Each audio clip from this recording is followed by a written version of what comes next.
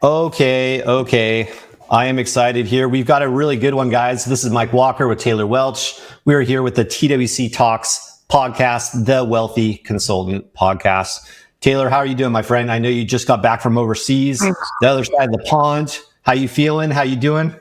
Well, we didn't just get back from overseas. We escaped overseas with we smuggled you back. So I'll tell the story real fast. The night before we're supposed to leave, so when we travel, we keep our passports in the hotel room, obviously, and we just leave them there. And the night before, my wife took the passports and she put them in her purse because she was like, I don't want to forget them in the hotel room. We're leaving early in the morning. We got to leave at 7 the next morning. And so she puts them in her purse because she's got a little thing that she takes with her cards. The purse just sits in the hotel room. We're out at a pub and somebody at the pub with us is having a headache. So my wife goes, hey, go grab my purse because it's got medicine. So I go grab her purse and you can feel where this is going. I grab the purse. I take it back to the pub. We're having a good time. And then Lindsay is like, where's the medicine? I'm like, oh, it's in the purse. Where's the purse? Somebody stole the purse. And I'm like, it's not a big deal. It's just got medicine. Lindsay's like, no, it has all 4 of our passports in it. My 4-month-old's passport, my 4-year-old's passport, my passport, Lindsay's passport. So we're like, oh my gosh, we can't leave. We have to stay. And I've never lost a passport before, but you're literally stuck. I mean, you can't get out of the country. And so we get another place to stay on Sunday. We go to the U.S. Embassy on Monday. It's phenomenal. The embassy was incredible. And we were there for about 4 hours. They print us emergency passports and we get home.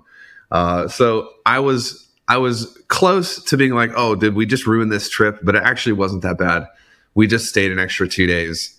And we got back yesterday and I'm starting to just get back into acclimating to the time zone. I'm like, I woke up yesterday at like 3 a.m. because I was like, hey, it's 9 o'clock here, And so kids are losing their mind. They don't know what's going on. But that's the thing with the kids, right? Like the first time they experience jet lag is like, what is going on, And the younger you are, like it really trips you out. I remember that happened to me. My first trip to Australia, I think it was like 5, and got home, and then I woke up and it was daylight, and I just thought it was a normal day. And my mom's like, it's like 1 p.m. I'm like, what?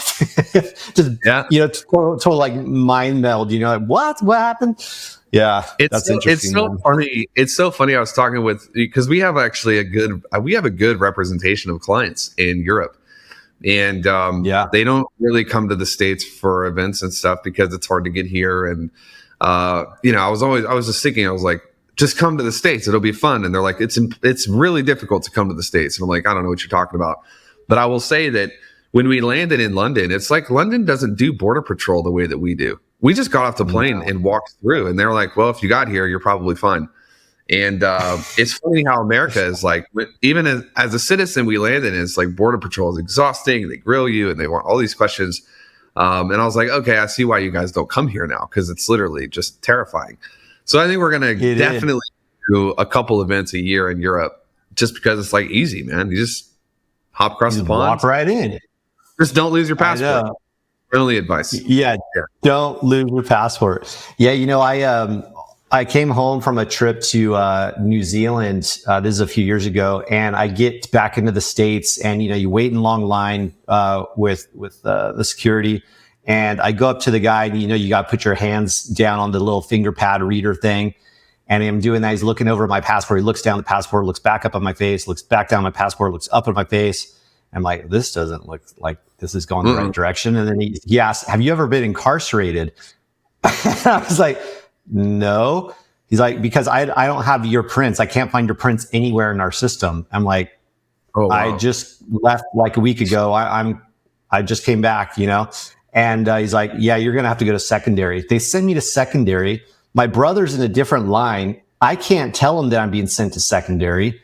They tell you to put your phone away. You can't call anybody. They shove you in a room. I'm sitting next to people that I obviously don't want to be around and hang out with in secondary. There's a mean lady in there yelling at you, put your phone away. You're not allowed to talk to me. I was there for 4 hours with my brother, not knowing where I was, what happened. It was nuts, man. And then finally get up to the desk, and the lady's like, I was in New Zealand, but came home. This is in Los Angeles.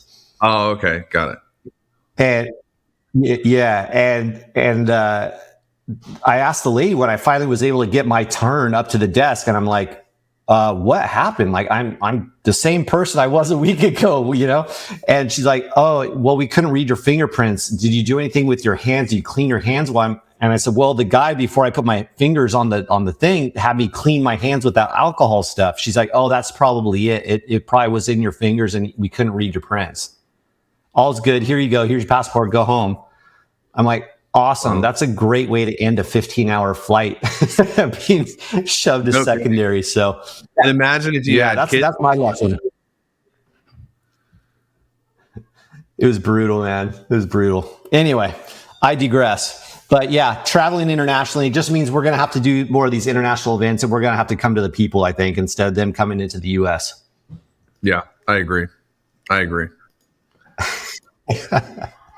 Awesome, man. Well, hey, I know I had literally, I think, 7 or 8 pages of notes from your presentation. We had 2 different presentations that you did where both were phenomenal. And then we had 3 other gentlemen up there talking about AI, marketing psychology, content creation. What was your general, takeaway? Did you have any aha moments from those other guys that were presenting with and before you? Yeah, so AI is obviously really hot right now. So that was a great presentation. I think Brady nailed it, and Brady was the guy who was on the team that built Mr. Beast, and he runs an agency now called Biggest, and his presentation was phenomenal. Just talking about how actually how lazy people are with their content and how to devise systems to make sure your hooks are good and your content is good. My presentations, the first day was something that I've taught on so many times that it's just muscle memory. The philosophy of sales and how to treat people and how to treat your market and really getting to first principles from a sales standpoint. So I think a lot of people are focused on hacks and tactics. There seems to be 2 sides of the market, Mike, if you really dial into sales training and methodology. One side is like hardcore left, and it's all tactical. Objection handling, question asking, what to say if they say this, and it's like all tactic based. And then you have the right side of the market that's just like, yo, just show up and be a human focused on service. And it's like, great, but if you don't know how to sell, you're not going to make any money. And so both of those extremities are dangerous. And so where the truth is always in the middle. And so really talking about what motivates humans, what motivates us from an evolution standpoint, from a why do people want to grow? Why do people avoid risk? I think the first day's session was really good. We'll probably end up packaging that up and offering it later in the future. And then the second day was really focused around using failure as data. And for the first time, I actually got into some of the stories in the curriculum from like last year. And, sometimes people don't know, like I walked away from millions and millions and millions, tens of millions of dollars of equity so that I could create something new. And I haven't really shared the story publicly very many times. And I don't know how you felt, but it felt like the room was kind of like, oh my God, like I can't believe somebody's talking about this publicly, because what we seem to have today is everyone just talks about how awesome they are and nobody talks about their mistakes and their failures. And so it was really winning all the time, right? 100%. And so people were like just absorbed in it. And they were like, I can't believe that he's being this honest and transparent. And I think that was really beneficial. I had several people say that the second day's session was their favorite talk they've ever heard in their life, period. Not just for me, but anyone. And I was like, wow, that blew me away, Yeah. Yeah, I agree. I think day 2 of yours was, it was noteworthy to say the least. And I think, at showing your vulnerability, everyone knows, not everyone, but a lot of people know your skill sets. They see you in social, they read your stuff. It's always, world class. But then when you get to see maybe some of the layers behind it, I think it validates their own journeys too. They realize, okay, so I don't always have to feel on top, winning constantly. It's not peak to peak to peak. It's valleys and like you said, actually using the valleys as data. And if you avoid those valleys, you're accruing debt that you're going to end up having to pay later sometime. And that's that was one of my personal big takeaways too, was actually looking at those valleys, those quote unquote failures, as valuable data, not just a low point. And I really like that perspective. I thought that was a really good look at it. Yeah. Do you want to go through any actual takeaways that we can kind of share from the sessions? I've got a couple if you want, or if you have a couple. Where do you want to go on this? Yeah. Let's give the people some actual takeaways. Go for it, and then I can dovetail in on what you got. Cool. So I've got 3 or 4. I'll just start with one, and I'm pulling this actually from Michael's post inside of The Wealthy Consultant, which if you're listening to this and you're not inside of The Wealthy Consultant, there's a free resource group. I think it's just wealthyconsultant.com/Facebook. Maybe that might take you to it. You can also go to wealthyconsultant.com/updates. And if you go to wealthyconsultant.com/updates, you can join a Telegram group that kind of has some of our takeaways. We'll distill some of these there. But the first takeaway would be the idea of a worthy model, someone who is worthy of modeling and following. And today, we're in such a weird climate where social media has simultaneously opened up endless opportunities, and at the same time, it's crippled people's worlds. Because I'll give you an example of this, Mike, from my own life. I woke up the other day and I just went to Facebook, and there's somebody that was in my feed, and he's just like, he's kind of a brat, but he's successful. But you know those guys, and they're just like, they think that they are God and they created the worlds and the heavens and the earth. And so it's like, I just read his post and I was like, this guy makes me want to kill him. Like he made me competitive, head to head at this point. Like I'm in the consulting space.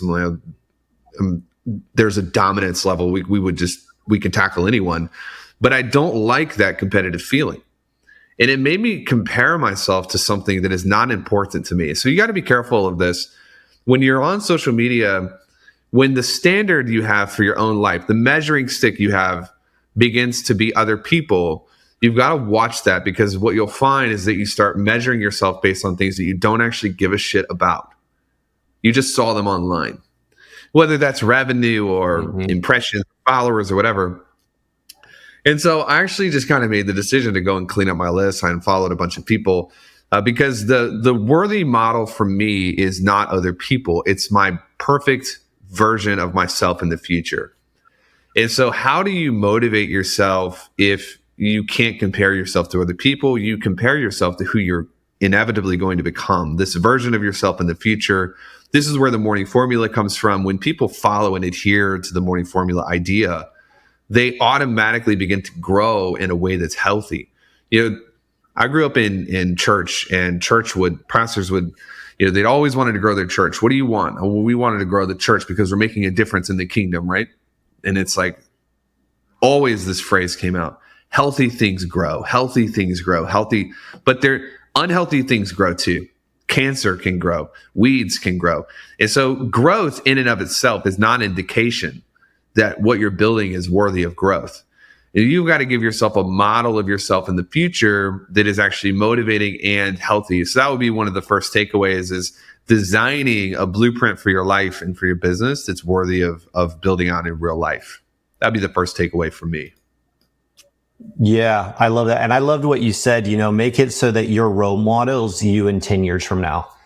I love that. Like I bolded, highlighted, underlined it. Like that was like, boom, that's a thing you could just stamp into the DNA of your brain as an entrepreneur, as a human, a father, a mother, whatever. I thought that was brilliant. For me, going on kind of the list you're referring to, I really liked Brady's concept of analyzing our own online habits. Like you said earlier, people are so lazy and fighting for attention. I think maybe you've even said this too, that attention is becoming the most sought after commodity there is in the marketplace, and not just getting the attention once, but then retaining that attention, and earning it and keeping it. And that's something that you're really, really good at with your posts and everything that you put out into the world, is putting value out there. And one of the things that Brady was talking about was that very first second, knowing that we're fighting for attention and trying to give people the reason to stay. He provided a tactic that I thought was really interesting. It's obviously very simple, but it was, I think, something that everybody could apply. And that is, as you're scrolling your social feeds and you stop on something, after you stop, think about it. Why did I stop? What was it about that made me stop? Was it, maybe the person, maybe they've earned your trust or whatever, but you have to consider cold traffic and just kind of, paying attention, zooming out a little bit, maybe kind of taking a third person perspective on your own brain and your habits online. And what makes you swipe? What makes you stick? Why did you stick? How long did you stick? When you decided to swipe off, why? What was it about that one moment that you said, this isn't for me, I'm out? If you can start to actually analyze these little behaviors that we all inherently have, you can then apply that to your own content. And I thought that was really cool. It's no massive revelation, but I think I'd be pressed to say that I've ever done that though either. So I think it was pretty cool to take a really deep, frame by frame look at our online habits and what we're, creating as business owners. I thought it was really good. Yeah, he is really, really bright. We'll have to have him out again, maybe for an implementation day, just for clients. Piggybacking on that, another takeaway from, I think, all presenters, and this seemed to be really resonant with the group that was there as well, is the opposite of action is not inaction, it's delay. And if there's one thing that high performers are actually afraid of, typically fear is not a valuable or useful trait. Fear does not necessarily drive our best behavior. But if there is one fear that the greats do use that has utility, it would be the fear of wasting time. We've talked about this a little bit in the past because with the experience we have, we built the biggest consultancy in online, period, like ever. When you look at our, 700,000 calls and 5,000 clients and hundreds of thousands of students, I mean, there was nothing like it. And so that's not to brag about size, it's to brag about the data. Think of all the data that we have on human behavior and human decision. There's hundreds of millions of dollars coming through our client case studies. You're able to see what causes the greats to become great. And why do the people who try hard but always lose? What makes them lose? And it comes down to this secret right here. There's something inherent in the high performer where they decide who they want to be and what they want to do, and they just attack it. Even when it's scary, even when it's risky, even when it may not make no logical sense, they are in. And they'll just jump off of the cliff knowing that if they just make a decision, they'll inevitably move forward. And people at the bottom tend to be obsessed with, they're afraid to make the wrong decisions. I can't make the wrong decision. I can't make the wrong decision. But when a high performer makes the wrong decision, what do? They just make another decision to correct the wrong decision. There's no utility in making no decision. This is a writer downer. As you're listening to this, you should pull over or do whatever you need to do. Write this down so you remember it. There's no utility in making no decision, because that is the recipe for stagnation, plateau, decay, and you won't move forward. If you're obsessed about being perfect, you're not going to actually grow the right way. And so this is something big where it's like, look, don't waste time trying to inoculate yourself from every mistake. The number one fear you should have if you want to be great is the fear of wasting time. So a delay. That's the chorus of the losers who constantly say they want something, but they never actually take it. And so I think that this is something useful for people. Get in the right group, get in the right environment, get in the right room. The unfortunate reality is that there were people in the room, and then there were people who are not in the room. And to not be in the room, you don't ever feel the cost of not being in the room. Who feels it? Your future self feels it. There's no P&L line item for wasted opportunity or opportunity cost. If you're making $2 million a year and just a couple quick fixes could make you $5 million a year, you paid $3 million to not be in the room. And that's how you have to think about it. It's like you just wired $3 million to avoid being in the room. There's a cost attached to that. The problem with human nature is we don't feel the things that we don't actually experience. It's a void. And so the time of the time to move is typically now or yesterday, but now is the second best time to move. I love that, man.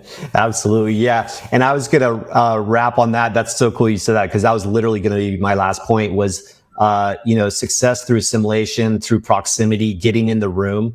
There has not been one event, whether it's one of our monthly fly-ins we do with the MDC clients or one of these specialty events like we just had in London. Every single time I'm flying home from one of these things, and it's like I'm just having a stream of consciousness afterwards. And we're energetic beings, we are absolutely benefited by the energy that we surround ourselves in.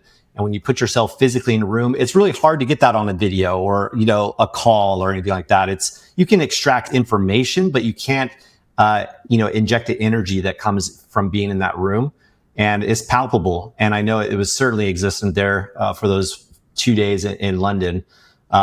I don't know if people know this, man. I don't know if people know that they can go to wealthyconsultant.com/events and actually tap into these things, but we'll drop it here. And you don't necessarily even need to be a client to get in. We do vet, there's a pretty strong gate to get into these events. They're limited and small format for a reason, but you do have the opportunity to at least reach out to us. I want to make sure that people listening in know that they can go to wealthyconsultant.com/events. It's a really, really good way to experience these types of transformational events that we have. Yep. Agreed. Perfect, man. Well, I mean, we've downloaded some takeaways. We've talked about getting yourself almost excommunicated from the States, being sent to secondary and everything in between. Is there anything you want to wrap on before we close? No, I would just say now's the time to lean in as people look around and there's all of the, there's instability and everyone's sort of feeling it at the same time. I think we're in a really interesting space globally where, there's been a couple of months of kind of what's going on. Are we in a recession? Are we not? And there's probably another year ahead of us. And the challenge I would pose for everyone is, if you are worried about, if you're worried about recession right now, that's okay, but your timelines are probably too short. If you get into like a 50-year headspace, you don't really care about the recession right now. In fact, if you do care about a recession right now, you're thinking about it not from a place of how do I avoid this, but how do I take advantage of this? How do I lean into this? This is the mark of long-term thinkers, is anything that comes against you, you're like, how do I flip this and turn it into an advantage? And I think right now you have a really great advantage because people are a little bit scared. Everyone's doing the same model of advertising. They're all copying this style of it's if you're listening to this and you've read, we know Alex Hormozi. If you've read his book, you can't just copy Hormozi's offers and expect your business to work. Where it's do this or you don't pay. And I think you have to be creative. You have to be crazy. We sent a message to our copy team just the other day. Said, listen, the barometer on whether you should submit something to us to run or not is, will it make us uncomfortable to run? If it doesn't make us uncomfortable, I don't want to see it. Because right now, what our biggest risk is that we run safe, but we don't run with the intention of taking over markets. So you should lean in and you should do whatever you can to be in the room. Tickets for our events in the States are so cheap, it's laughable. We're not running these events to make money. We don't need your ticket to make money. We've got a million other ways that we're making money. People forget sometimes. They just forget. They forget who built the space, who built the industry, all of our different frameworks that are running every other consulting or training firm in the world right now came from somewhere. And so we're reinventing all that stuff. And the reason we have fly-ins is to help you get into a room filled with people who will make you better. And so do whatever you got to do to be there. Come meet the team, come meet us, spend a couple days in Nashville, or next time we're in Europe, come out to Europe with us and hang. I think we might be doing one in California, Mike, this fall in your neck of the woods. That is right. I was working on that yesterday, man. We're going to brave the communist West Coast and maybe come out there. Okay. Yeah. So we'll see. Yep. Love it, man. Love it. Well, awesome. This was a good one, man. I could jam on and on like this, but love it. We got many more episodes to come, but I'm glad you're back in the States, man. I'm glad you made it back. We need you over here, and many more awesome events to come for sure. Yes. All right. Adios.